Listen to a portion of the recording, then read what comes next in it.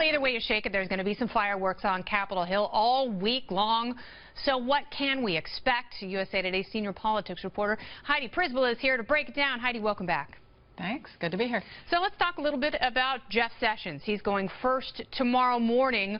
Do you expect that he'll have a tough time from Republicans as well as a lot of rabid Senate Democrats?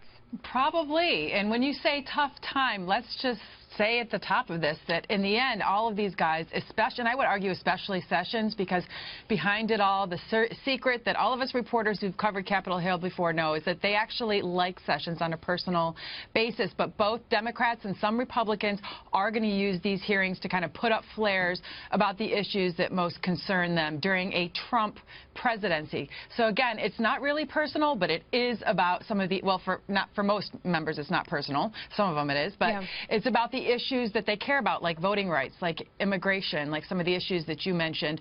And they feel like they don't necessarily have a good idea of where a President-elect Trump even stands on these issues. So they're going to try and use the glare of the media spotlight to draw all of these nominees out on these issues and to kind of pin them down and get them on the record. No, I think you're absolutely right. And that's a really good point, Heidi, is that they have been unable to tarnish President-elect Trump's shield. So they are going to go after some of these people, namely people who haven't been through the Senate grilling process. You know, Jeff Sessions, obviously a veteran of the Senate, and as you say, well-liked, and I think he'll use that to his advantage.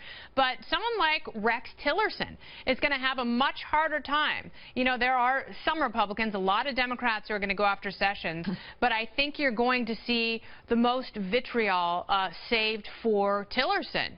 Do you think that he is the single person who's going to have the hardest time making it through this confirmation process? You are absolutely right, and you've got some Republicans on record. Unlike with Sessions, you've got some Republicans who have actually said they might vote against him. I still think at the end of the day he's going to get through, but let's look at Rex Tillerson a bit as kind of a nexus for a lot of the issues that Democrats in particular are concerned about in terms of Russia, in terms of big money, business kind of taking over the cabinet, and in terms of the oil industry. He's kind of the nexus of all of these issues. Now, it's also an opportunity, though, for Rex Tillerson, who's had actually some good press in recent days about Rex Tillerson, the man. There was a great anecdotal story about him having served on jury duty and kind of his commitment to principle and that he's a good guy. So it'll be an opportunity for him to kind of shine in that way a bit.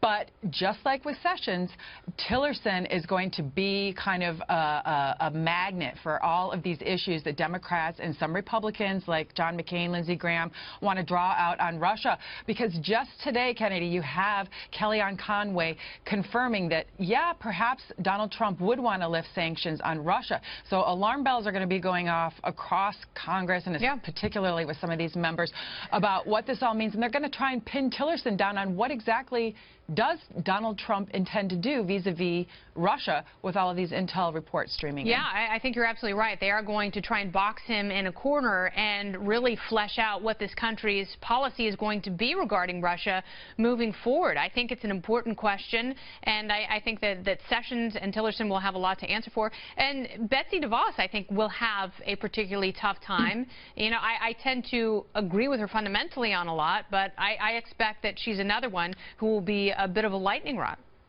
She will, and that's because she kind of fits into this broader narrative of kind of just a very different philosophical approach to managing these agencies that I think Democrats are more concerned about. I think Republicans are probably elated because philosophically, you know, her support for more charter schools, for vouchers, things like that are things that the Republican Party has long pushed. But for Democrats, they're viewing some of these nominees as kind of like the cabinet version of the Tea Party, if you will. That they kind of want to go at these agencies and fundamentally restructure them and change kind of the underpinning of their approach, like with Betsy DeVos to education. Which is fantastic.